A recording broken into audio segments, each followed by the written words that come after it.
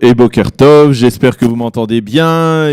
Nous sommes le 13 juillet 2018, à la veille du 14 juillet, le 29 Tammuz 5778, à la veille de Rosh Chodesh Av 5778. Daniel Aïko micro, Ariel Bénichou et non pas David Amara ce matin à la technique.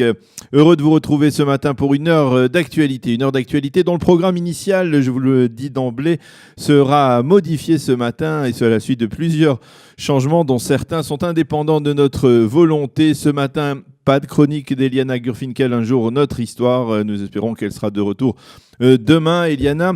Mais tout de suite après le premier journal d'information que je vais vous présenter dans quelques instants, eh bien, nous ferons une pause musicale et je vous présenterai ensuite tout de suite directement la revue de la presse et des médias israéliens.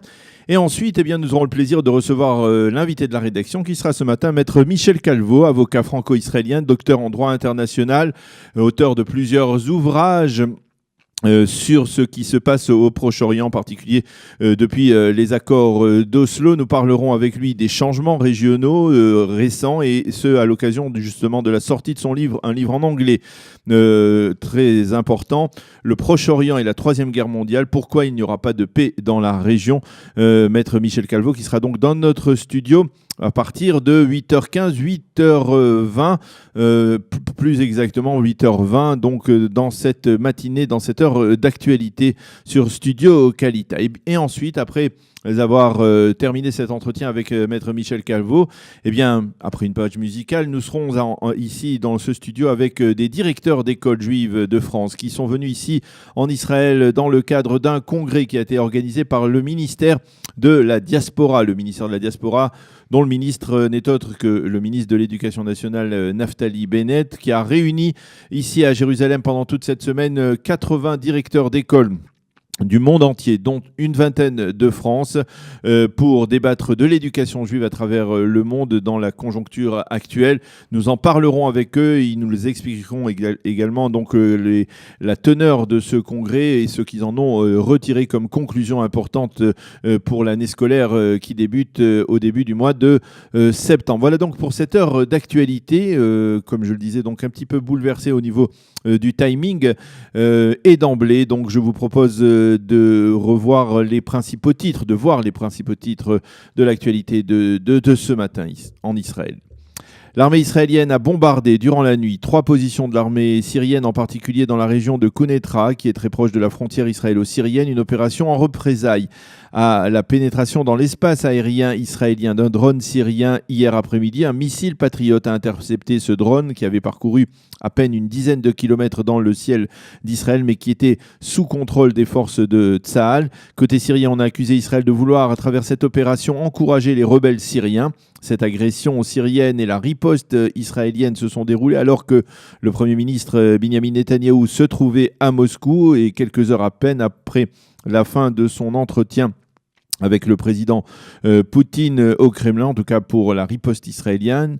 Au cours de cette rencontre, Binyamin Netanyahou a déclaré à Vladimir Poutine qu'Israël ne tolérera pas la moindre présence de forces iraniennes sur l'ensemble de la Syrie, et en particulier dans la partie sud du pays, près de la frontière israélo-syrienne. Selon certains observateurs israéliens, un accord tacite aurait été conclu entre Vladimir Poutine et Binyamin Netanyahou, le retour d'une présence syrienne le long de la frontière avec Israël, en prenant soin de respecter cette fameuse zone de désengagement qui a été établie en mai 1974 au lendemain de la guerre de Kippour, en échange d'une promesse russe de faire sortir de la Syrie toutes les forces iraniennes, en tout cas de faire sortir du sud de la Syrie toutes les forces iraniennes, ou en tout cas pro-iraniennes comme le Hezbollah. À l'issue de son entretien hier au Kremlin, M. Netanyahou a souligné la solidité de la coordination entre l'armée russe stationnée en Syrie et Tsahal. C'est un véritable succès, a dit le Premier ministre, qui a précisé: nous œuvrons dans un espace extrêmement étroit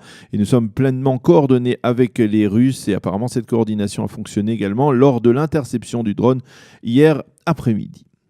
En marge de cette tension sécuritaire dans le sud de la Syrie, les habitants israéliens du Golan, épaulés par Tsahal, ont organisé hier une mission de solidarité et d'aide aux réfugiés syriens qui se trouvent de l'autre côté de cette frontière, avec le concours de l'association Shrenut Tova, qui signifie bon voisinage en hébreu. Les habitants du Golan ont recueilli des centaines de colis renfermant des habits et des denrées alimentaires, dont également des bonbons pour les enfants, de la part de l'ensemble de la population juive du plateau du Golan, juive et même druze du plateau du Golan. Ces colis devraient être acheminés très vite vers les réfugiés syriens. Israël a déposé une plainte officielle devant les instances de l'ONU pour protester contre ce qu'il a appelé le terrorisme des cerfs-volants instauré par le Hamas à Gaza, un terrorisme qui a détruit plusieurs milliers d'hectares de champs dans le pourtour de la bande de Gaza. La plainte a été déposée par l'ambassadeur d'Israël à l'ONU, Danny Danon, qui a souligné que ce terrorisme écologique portait atteinte durement à l'environnement et causait des dégâts graves aux champs et donc également indirectement à la population israélienne des localités du pourtour de la bande de Gaza. Un mot de politique intérieure à une semaine de la fin de la session d'été de la Knesset. Il semble que ce soit la Cour suprême qui devrait déterminer quand se dérouleront les prochaines élections législatives. En effet, si la Cour accède à la requête du Premier ministre de reporter de plusieurs mois la date limite visant à amender la loi sur l'enrôlement des élèves des yeshivot, alors cela permettra à M. Netanyahou un certain répit.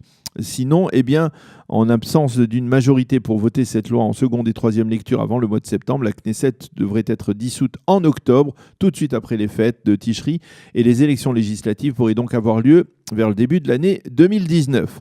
En attendant, l'ancien président du Parti travailliste et nouveau président de l'agence juive Yitzhak Herzog a pris congé hier de la Knesset.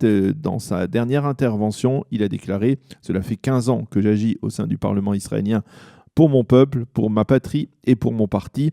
J'ai profité de chaque instant et je me tourne désormais vers un autre défi, un carrefour déterminant de l'histoire du peuple juif. » Dixit donc Yitzhak Herzog, à qui on souhaite beaucoup de chance dans sa nouvelle mission de président de l'agence juive. Un compromis pourrait être trouvé autour de la fameuse loi sur la nationalité, en particulier à propos de la clause dite 7b, cette clause évoquant la construction de localités qui seront réservées à la population juive. Selon la nouvelle formulation proposée par le ministre de l'Éducation Naftali Bennett, l'État œuvrera en faveur du développement de la Hitiyashvut juive en Eretz Israël, sur la terre d'Israël. La météo pour terminer étant légèrement moins chaud et sec au cours des derniers jours. Il fera aujourd'hui 28 degrés à Jérusalem, 29 à Tel Aviv et 39 degrés à Eilat. Nous allons donc marquer une première pause musicale et tout de suite après, exceptionnellement, ce sera la revue de la presse et des médias israéliens en attendant de recevoir ici dans notre studio les invités de cette heure d'actualité. D'abord Maître Calvo et ensuite des directeurs d'écoles juives de France qui sont venus ici participer à un congrès organisé par le ministère israélien de la diaspora.